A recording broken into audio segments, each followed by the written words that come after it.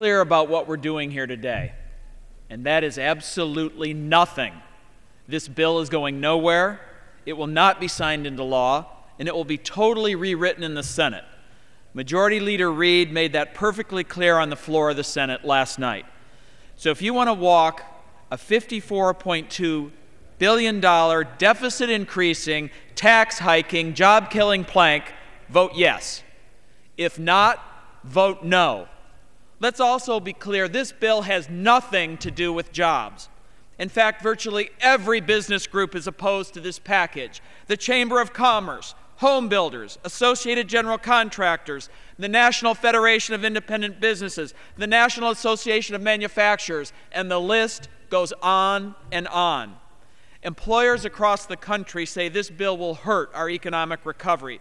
With employment stuck at nearly 10%, this is the last bill this House should be passing. And here we are addressing yet another fundamental flaw in the Democrats' health care overhaul.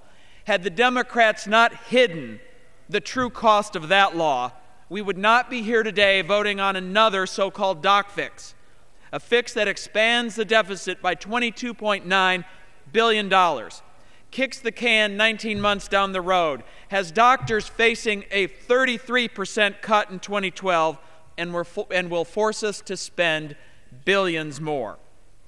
We could have paid for a much better package, like the ones the Republicans offered on the House floor last fall, by simply standing up to the trial lawyers and passing common sense lawsuit reform.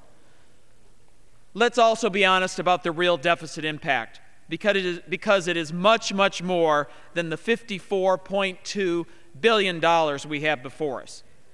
Every member of this House knows we will be back voting again to increase the deficit in order to again extend these programs and to extend COBRA and FMAP subsidies, both of which were deleted from the bill early this morning.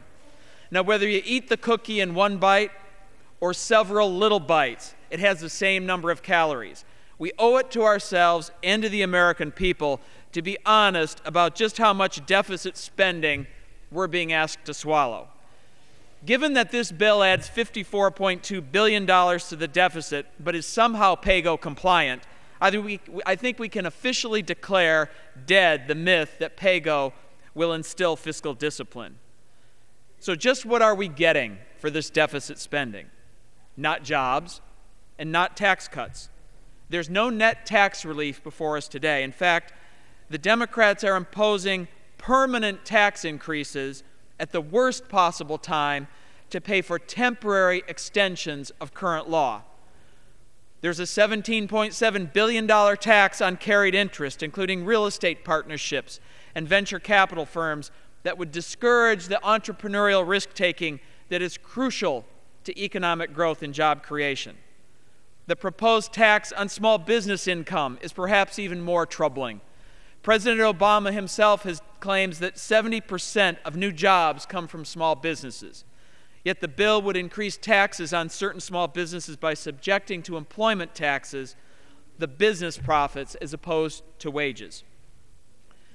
The bill also includes more than a half dozen complex changes to our international tax rules.